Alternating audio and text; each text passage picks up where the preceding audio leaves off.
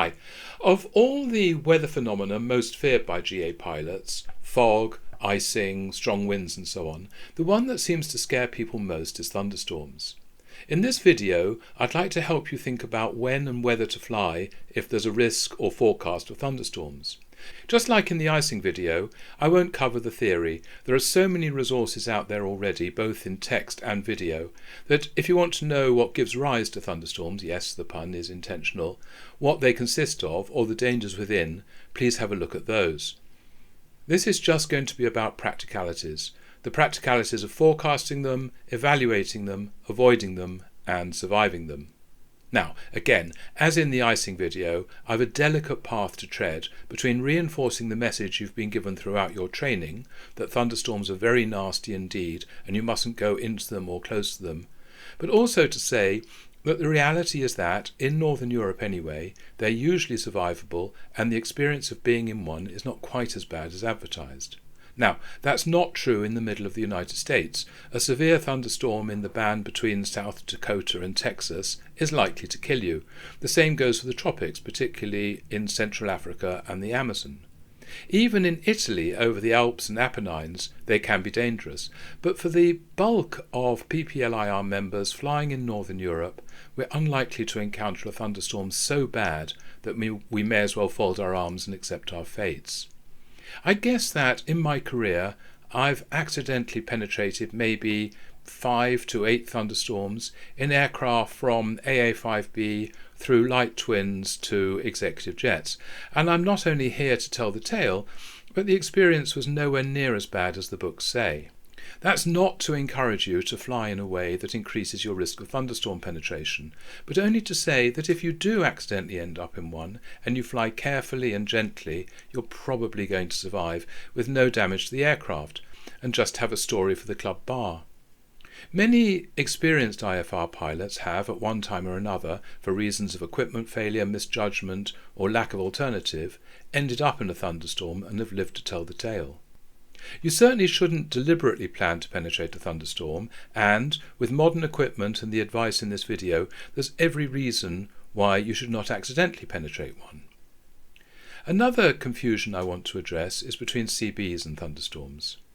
Thunderstorms are a meteorological phenomenon within a large CB, and while it's not particularly pleasant to fly in any CBs carry many of the same features as thunderstorms, but a CB is by definition any bubbly cloud producing rain. Usually bumpy and noisy with rain beating on the windscreen, not where you want to take nervous or inexperienced passengers, but, unless you get a lot of icing, not particularly threatening. Particularly at the flight planning stage, many pilots see a binary split where a thunderstorm is deadly, any other CB or towering cumulus is benign. But in reality, there's an increasing ice and turbulence risk from fluffy cumulus to towering cumulus to CB to thunderstorms to supercells and tropical storms. And somewhere along that line of increasing energy, and for a given combination of pilot and aircraft, things do indeed become deadly. Whether you're looking at CBs or thunderstorms, another way of looking at their energy and hence their dangers is by the altitude of their tops. Again, this is a sliding scale, not a binary split. But if the tops are in the low to mid-20s, say up to 25,000 feet, they're likely to be less fierce than if they extend up to the high 20s and mid-30s. Some weather charts don't distinguish between CBs and thunderstorms. It's up to you to gauge from the altitude of the tops how likely they are to be dangerous or unpleasant. Also, I've mentioned that thunderstorms vary a lot around the world, but they also vary within their own lifetimes. They start reasonably benign, with some vertical drafts but no rain, hail or lightning. Then, as they grow into towering cumulus, they start to rain. This is when it's become a CB. But serious vertical drafts, tornadoes, microbursts, thunder, lightning and hail only start when they mature and begin to dissipate.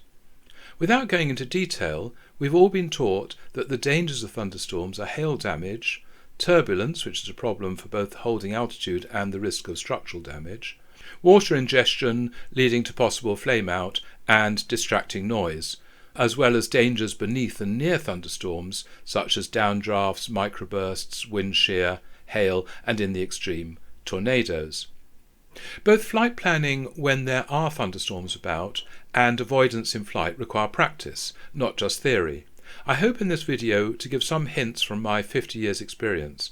That's not to say that I'm an expert. No one except experimental test pilots go into or even near thunderstorms deliberately.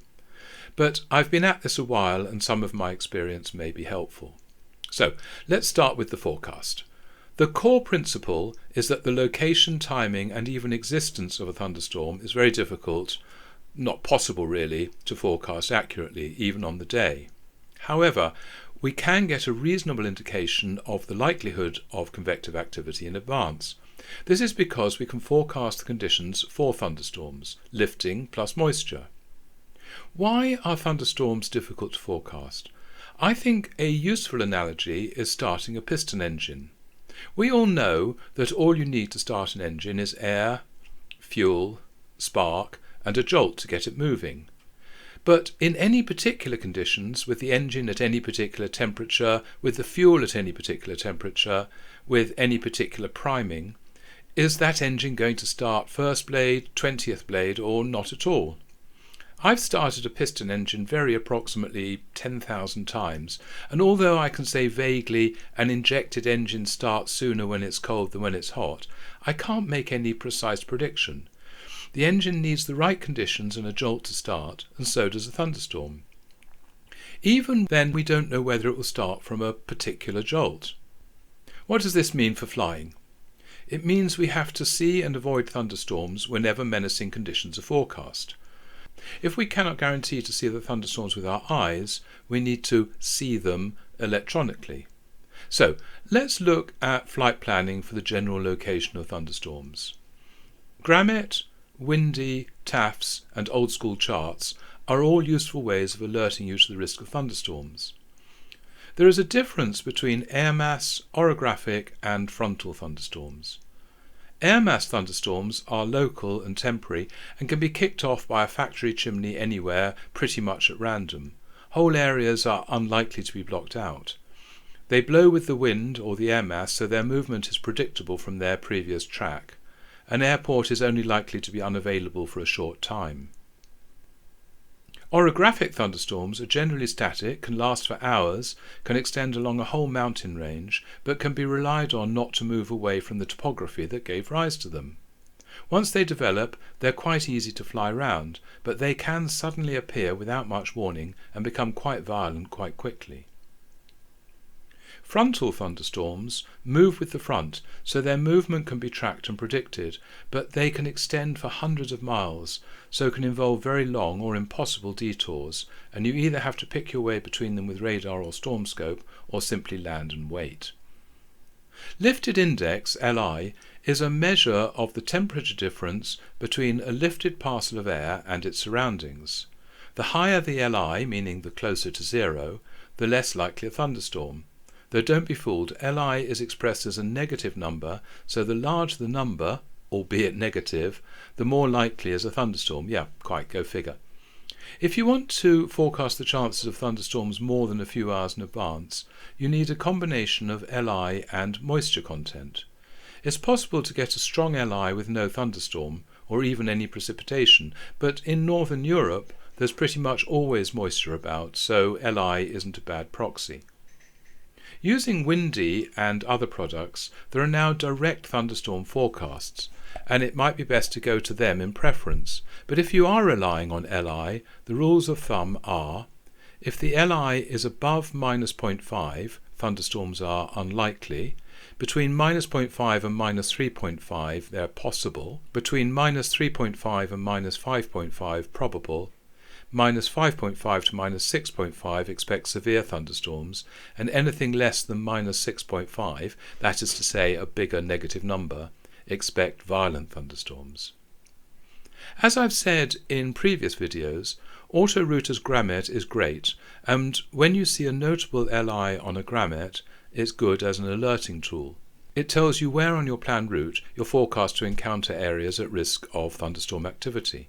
There's a gotcha with Gramet, which is that with air mass thunderstorms in particular, a significant LI can be shown with a completely clear blue sky with no indication of cloud.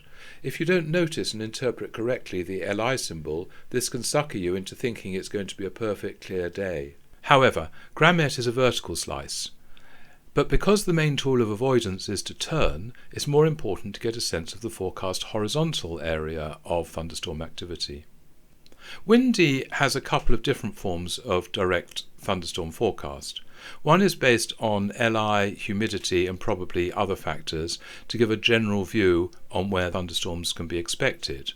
The other is actual radar and gives a very short timescale but a relatively more accurate idea of where cells might move.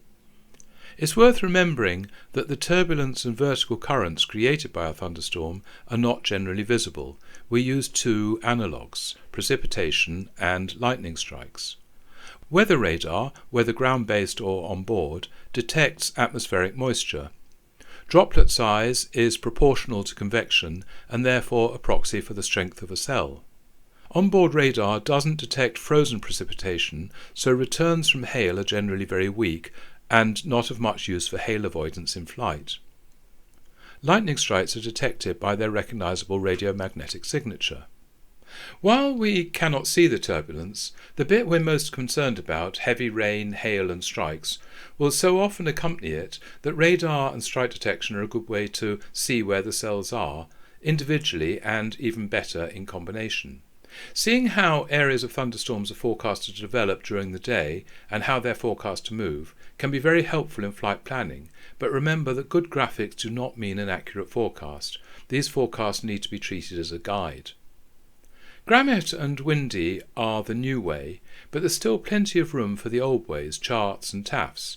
Because thunderstorms are not possible to forecast accurately, charts and TAFs tend to over-forecast. Indeed, in my days of flying around the Soviet Union, I remember every TAF, even the most benign, ending Prob 10 TS.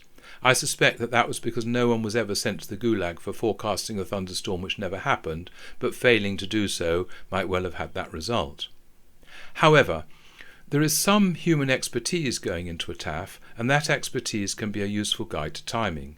It's generally agreed that the TAF format, which was designed for cloud-based and wind, is not suited to forecasting convective weather, but because forecasting is so hit and miss with thunderstorms, actuals are your friend.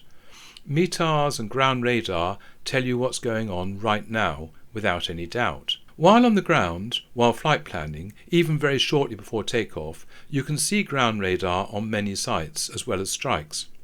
I would just put Weather Radar Europe into Google and see which interface you like best. I like blitzordnung.org for strikes. It gives a beautifully dramatic rendering of every lightning strike as it happens. This is the time that you have to take the decision as to whether to launch into the conditions you're seeing. How confident are you that you'll be able to see the thunderstorms, whether with your own eyes or electronically?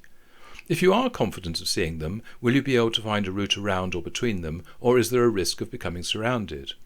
Are the thunderstorms embedded in other cloud at the levels at which you'll be flying, making allowances for ATC not necessarily giving you your planned level? If they are embedded, can you detect them electronically? Let's move on to avoidance in flight. The core principle is that we need to avoid thunderstorm cells by a considerable margin.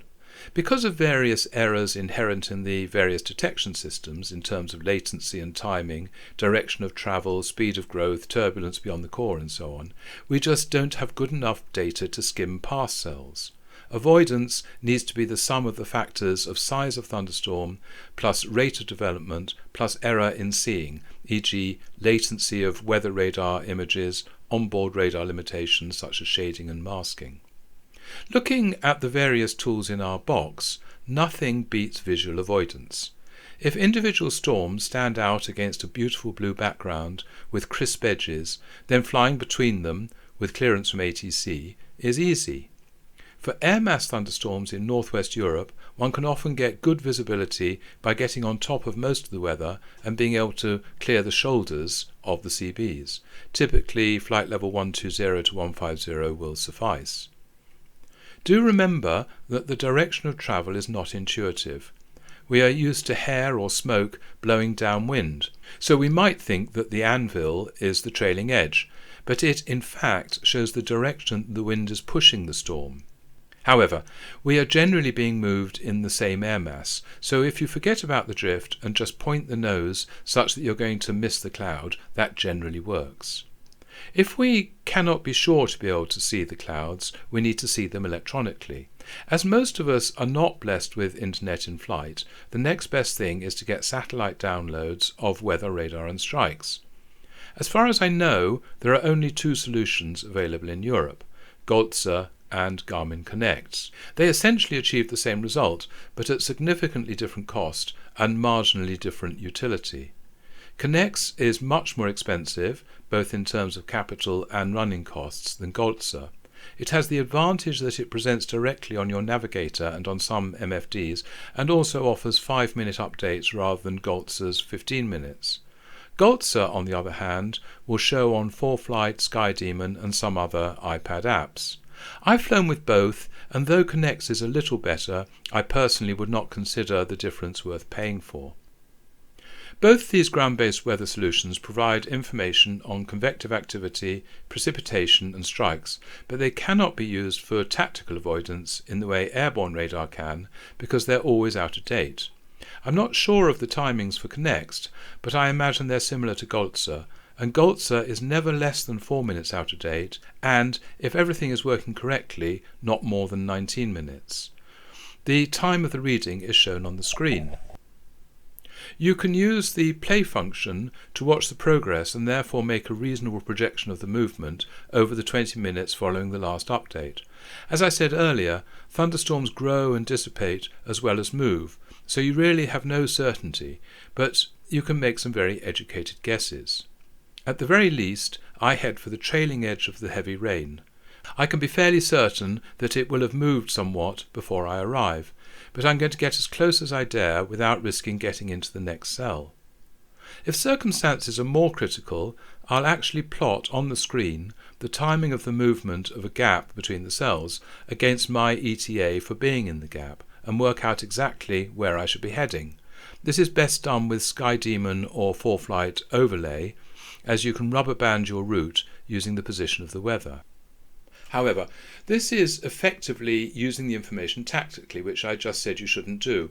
It's really a question of doing whatever's necessary, using whatever facilities you have to make the best decisions. One bit of personal experience I'll add in here. I used to have my Goltzer unit wired into the avionics bus, protected only by a fuse. Like all electronics, on one occasion it froze, and of course it was when I was surrounded by thunderstorms. The only way I had of recycling it was by switching off the avionics master. I had to negotiate to leave controlled airspace, switch the avionics off and on again, much to the amusement of the airline pilots on the same frequency, as you can imagine, and rejoin. I had the unit wired into the circuit breaker, not that it's happened since, of course. While I've gone off at a tangent talking about avionics, it's probably worth mentioning that while modern touchscreen avionics work beautifully in normal weather, in turbulence they can become much more difficult than traditional push-button design, despite the hand grips which are supposed to steady your hand. This probably isn't a reason in itself to stick with legacy equipment, but if you're teetering on a decision, it's another factor to take into account. Much more immediate and tactical than relayed ground radar is airborne radar. It gives a near real-time view of thunderstorms ahead of you and within an arc, typically 60 degrees either side of the nose. It does allow you to pick away between cells with a high level of accuracy and confidence. It has shortcomings, as I'll explain in a moment, but it's pretty good, and ideally everyone flying IFR would carry it. But it carries considerable financial, weight, space and maintenance burdens, and is simply not available to those of us not made of money or in smaller, lighter, less capable aircraft. If you do have it, lucky you. When operated correctly, it gives great reassurance, utility, comfort and safety. You can use it not only to see the intensity of the rain and hail, but also to get an idea of the altitude of the tops, not only another measure of severity, but also to see whether you can remain on top of the storms. But to make the most of radar, you need to be properly trained, and you can find yourself constantly fiddling to get the best information out of it, getting rid of ground returns and interpreting tops and what lies ahead. When I used to fly two crew, it was not uncommon in severe weather for one pilot to fly the aircraft while the other one flies the radar. That's not possible single crew, of course, but does demonstrate how distracting it can be. While airborne radar paints a reasonable picture of the weather for many tens of miles ahead, it does suffer from masking and shadowing, meaning that nearer cells stop you seeing what's behind, so you can get a bit of a shock as you go round the corner. Don't get me wrong, airborne radar is great, but it's not perfect and it's not available to everyone. The third onboard technology I'll discuss is StormScope. There's also a similar technology called StrikeFinder, but I've got no experience of it. StormScope is a passive receiver of the radiomagnetic signature of a lightning discharge within clouds, striking the ground and between cells. StormScope has a certain amount of intelligence which allows it not only to report where it detects strikes, but also to interpret what it's seeing to estimate where cells are located. StormScope is real-time, so it has that advantage over Goltzer and Connext, but it only reports turbulence where it's become electric, and if you rely solely on StormScope, you can still end up in some very serious turbulence and heavy precipitation which has not quite made it to producing lightning and thunder. I can tell you from much experience that it's common to see cells of the heaviest rain or wet hail on weather radar without any accompanying lightning strikes, and therefore quite transparent to StormScope. Thus, radar gives a much earlier warning of building convective activity than a StormScope. Once it's on StormScope, it's full on.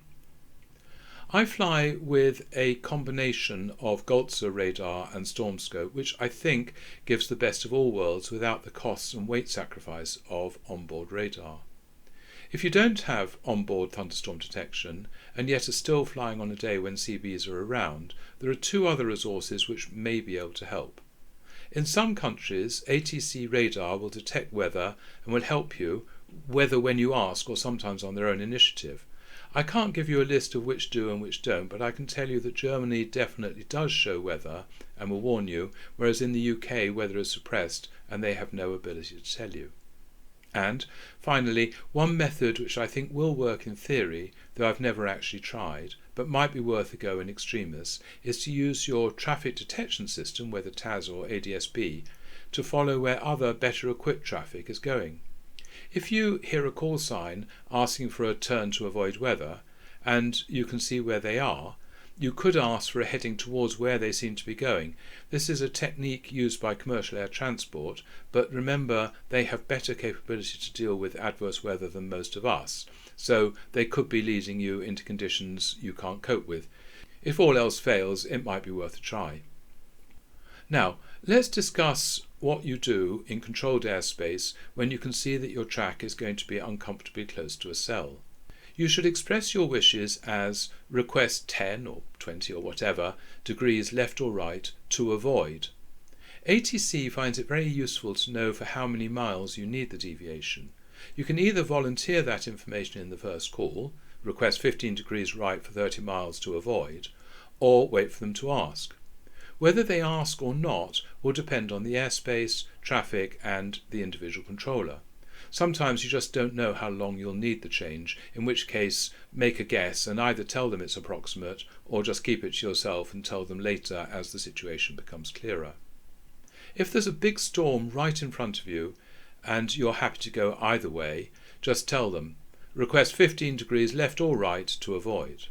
They will almost invariably grant your request. They understand the dangers as you do. However, if they don't, you could offer a level change if that makes a turn possible, and if that fails, you may have to declare an emergency and announce your new heading. What you must not do is allow yourself to go into a thunderstorm because ATC gives you no option.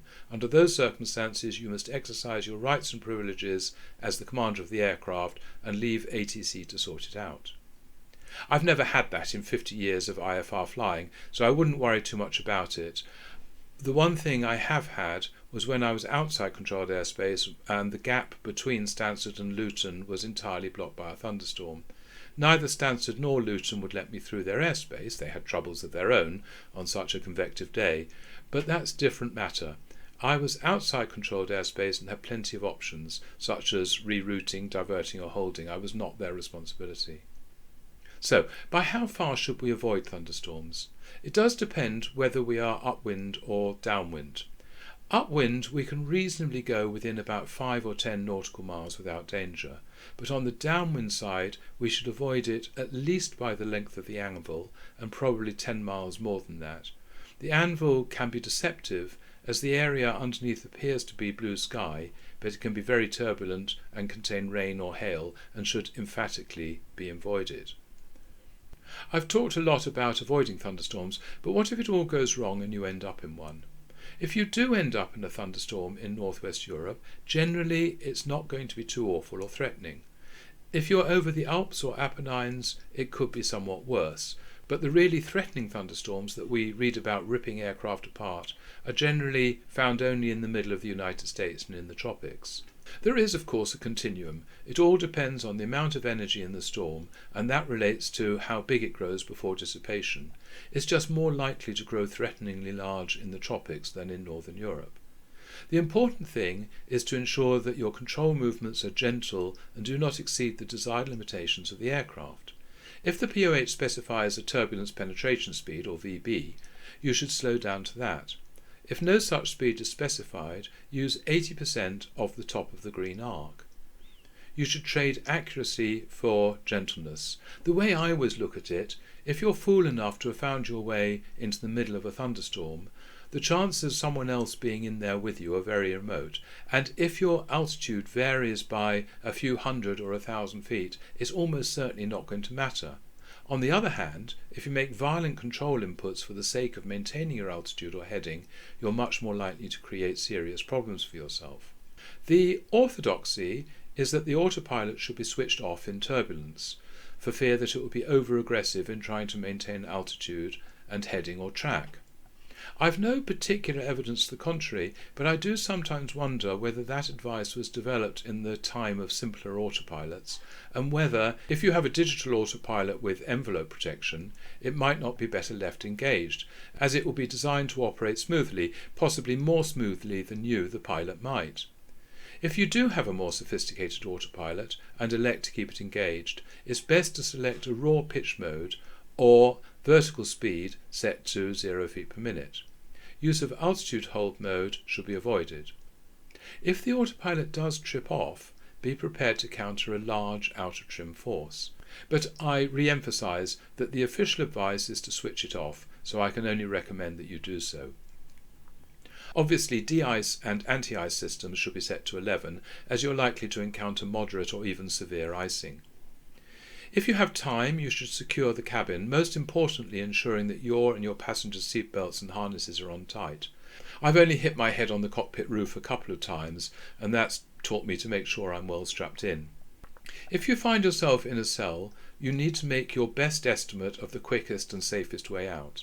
That may be to punch through, it may be to turn possibly as much as 180 degrees. There can be no general advice, you just need to visualize where you think you are compared to any information you have about the location of the cell. If you think the cell is small, you might be best just to keep going. If you are right on the edge of it, it makes more sense to turn away. I can't help much more than that. I think that's all I can say. I hope you found it useful. See you in the next video.